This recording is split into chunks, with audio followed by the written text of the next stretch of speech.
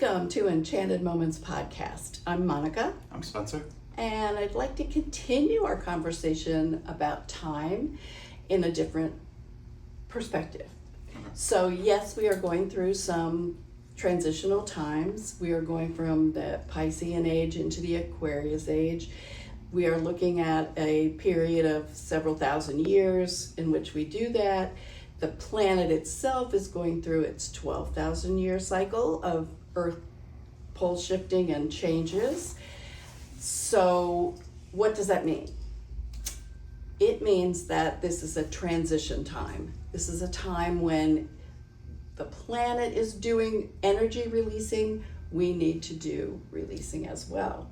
So it is an excellent time for us to align ourselves with the planet going through its releasing and changes to what we can do in transition and release things that are no longer serving us. So as the planet is doing it in a natural way, we need to do it as well. And ways for us to do that are through meditations. We can do a lot of releasing that way.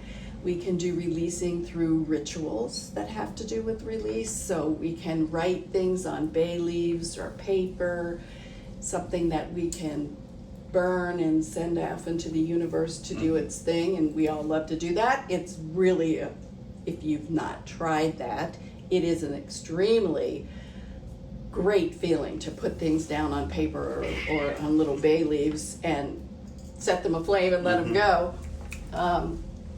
Excellent. And we have Tank speaking with us today. Yeah, correct. And he's off. Because he's a cat and he pays absolutely no attention. Mm-hmm. So, part of not only releasing and feeling that you're in that transitional period is that you can do a lot of visualizations. And I know you have difficulty with visualizations. Some people are really good at it and have a very rich meditation visualization kind of lifestyle. Here's what you do. You put everything that you want to let go of, and we put it in a basket, and you can make it a really cool basket and make them on leaves or write things that you want to release on rose petals or whatever you do in your head to fill this basket with anything that you feel no longer serves you. Take a little walk, go through the process of walking on a slight raise, you're going up, and then get to the edge of some part of the ground.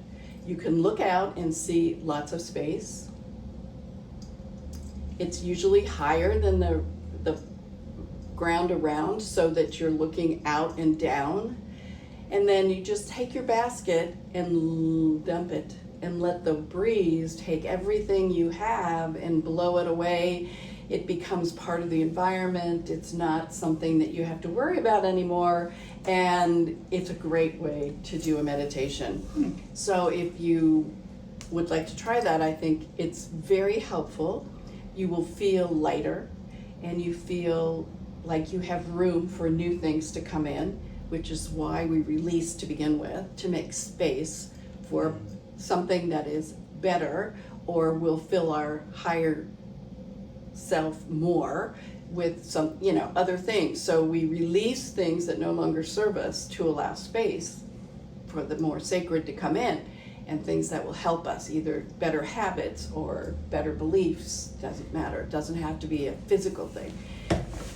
Although it can be, we want to release anxiety, for example. So if you release anxiety, what you're making space for is more peacefulness, right? Mm-hmm. So if you think of it in terms of opposites, sometimes it helps people relate to what could be coming as I let these things go. If you're letting go of a bad habit, you want a good habit to come in. So we think of it in that way as well.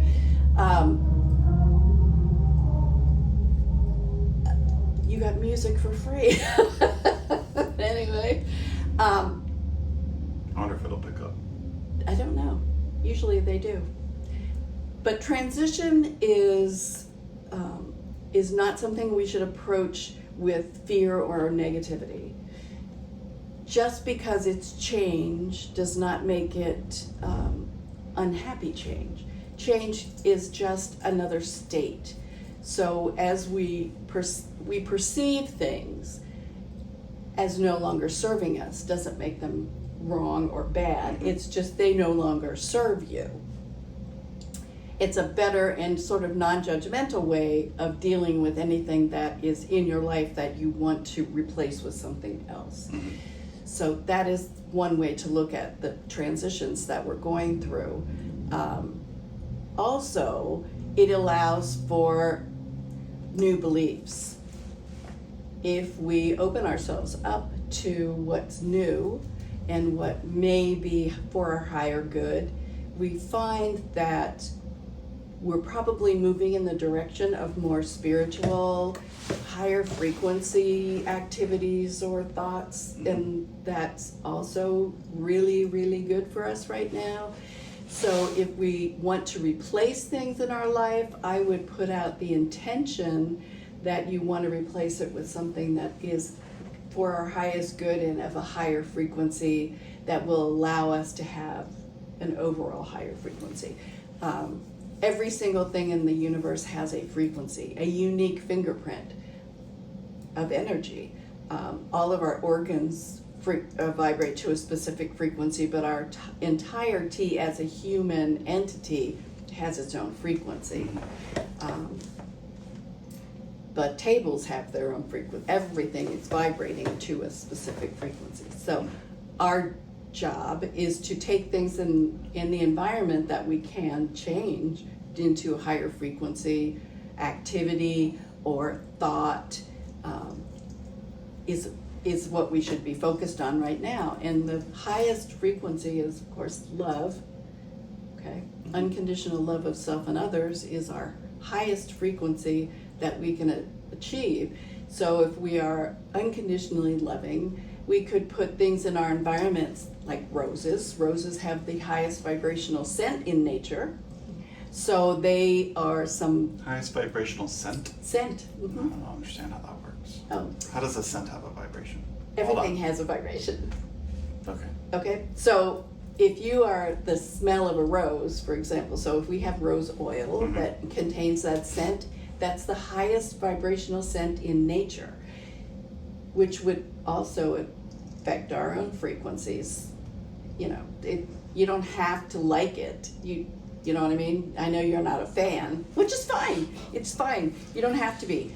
But somebody else may find that having that scent in their environment helps them raise their vibration as well and get their frequency higher. There's frequencies and smells that make us feel more grounded and centered, which is not a bad thing either. Just because it has a different frequency or a different vibration does not mean we don't use it in some ways. Stones have different vibrations and frequencies. Turquoise is a very high vibrational stone. Garnet is not. Garnet is a more centered, lower vibration, and that helps us stay connected and centered so that we can function.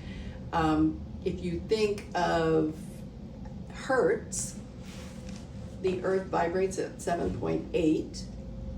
So if we are put 7.8 vibration in our environment, then we feel more centered and more attached and grounded. So it's a comfortable feeling because it takes us into a centered earth vibration, which means we feel good, right? So if you want to put 7.8 hertz in your environment, then that's a good way for you to feel very comfortable. At some point, there are ways to artificially enhance your space and your vibration by using tools that create resonance in your space, and those are things we want to talk about at some point because it's super important that we recognize there are multiple ways for us to deal with our energetic space. Having animals in your space actually does tend to raise vibrations. Hi, baby. Because people feel very unconditionally loving towards animals and pets. And they allow us to do that without any kind of judgment. So if you want to practice loving and caring feelings, You can go, to the zoo and pet animals, and if you don't have them at home, if you do have them at home, then you're extra lucky, because they put all kinds of special unconditional love into our space. They love us no matter what. And since they are very important additions to our environment, that's a good thing to have, huh, Krem? She's very unconditionally loving. You cannot upset her. So it's a good thing, unless Spencer throws her around. I would never. Yes, you do. You love to tease her. But she is an example of unconditional love. And so are dogs and most pets, unless they are really large cats. And in that case, I think they have bigger egos. I don't know why, but lions and tigers and jaguars, and they tend to be a little bit more egocentric. But domesticated animals are unconditionally loving. You shouldn't have a jaguar as a pet. No, you should not. It's really not in their natural habitat. That's not good. But we want to look at this period of time in the earth to do some things for ourselves that raise our vibrations, that let go of things that no longer serve us, and to bring in new things and new beliefs that will definitely take our lives and our spiritual lives to another level. And that's our goal for our souls every journey. So participate to the most that you can. And I would suggest doing some releasing rituals or meditations, and allow space for newer, higher vibrational and frequency things to come into your lives. I think it's a good plan. Mm-hmm. Thanks for joining us. If you have questions, if you want to pick up some stones that have high frequency levels or essential oils, whatever makes your space happier, please come and see us. We're happy to help you. Take care, and we will see you next time.